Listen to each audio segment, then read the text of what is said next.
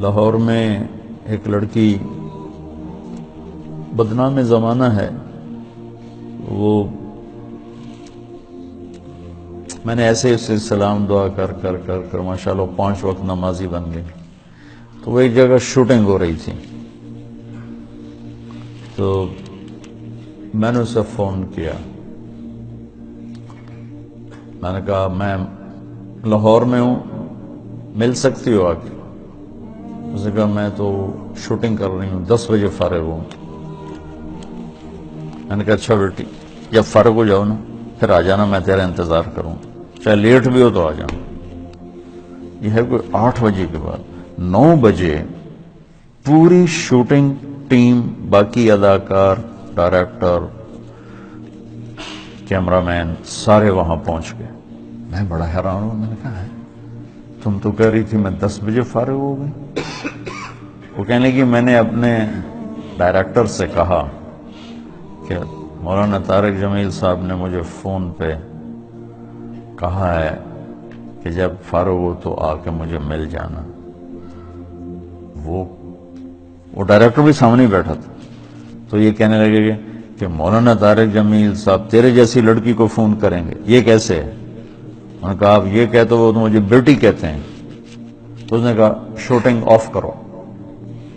اور پورا سارا شوٹنگ کا جتنا بھی عملہ ہے، چلو چل کے مولانا کی ملاقات کرو. میں اس آدمی کو دیکھنا چاہتا ہوں جو ایک طوائف کو بیٹی کہتا ہے.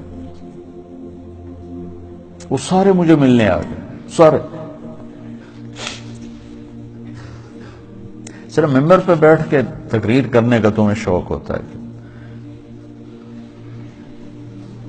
کہ ہم بھی علامہ کہلائیں، ہمارے بھی کوئی جوتے اٹھائے، کوئی بیگ اٹھائے، کوئی آگے چلے، کوئی پیچھے چلے، کوئی چائے پیش کرے، کوئی روٹی پیش کرے.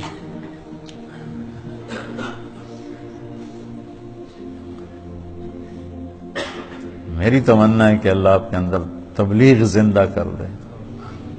پھر چاہے ممبر پہ بیٹھو، کرسی پہ بیٹھو، درسگاہ میں بیٹھو، دکان پہ بیٹھو، گھوڑے پہ بیٹھو، گاڑی پہ بیٹھو، ہوا میں اڑو، تبلیغ تمہارے اندر ہو. اللہ کا نبی تشریف فرماتے کہ طوائف کا گزر ہوا. یعنی میں پیچھے سے دلیل دے رہا ہوں. تو مدینے وہ کہنے لگے یہ کیسا نبی ہے جو اکیلے ہی روٹی کھاتا ہے، کسی کو بلاتا ہی نہیں. وہ تو آپ کو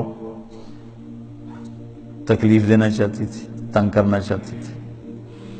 تو آپ فرماتے طوائف ہے، اس کو دھکے دے کے باہر نکالو. آپ نے فرمایا آ جاؤ، آ جا، بیٹھ جا. ساتھ بٹھا لیا.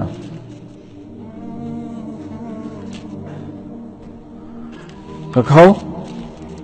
اس کا مقصد کھانا نہیں تھا، اس کا مقصد آپ کو غصہ دلانا تھا، آپ کو تنگ کرنا تھا کہ یہ کچھ کہیں گے پھر میں کہوں گی ویکھ لیا تھوڑا نبی اے گلاں کردا ہے. کہنے لگی یہ نہیں کھاؤں گی، جو تیرے منہ میں لقمہ ہے، چبا رہے وہ نکال کے مجھے کھلاؤ. تو آپ نے منہ سے اس کو اسی وقت نکال لی. ہمارے پنجابی کی مثال ہے، کبا سمجھتے نا، کبڑا. کبے نو کہیں لت ماری وہ سدھا ہو گیا. کہ بھائی تیری مہربانی. تو وہ کبے والی لت بن گئی. وہ تو آپ کو تنگ کر رہی تھی، اور اسے کیا خبر کہ نبی کے منہ کا لعاب جب اس کے منہ میں جائے گا تو کیا ہوگا. آپ نے اپنے ہاتھوں سے نوالا نکال کے اس کے منہ میں ڈالا، ساتھ ہی اس کا سینہ روشن ہو گیا.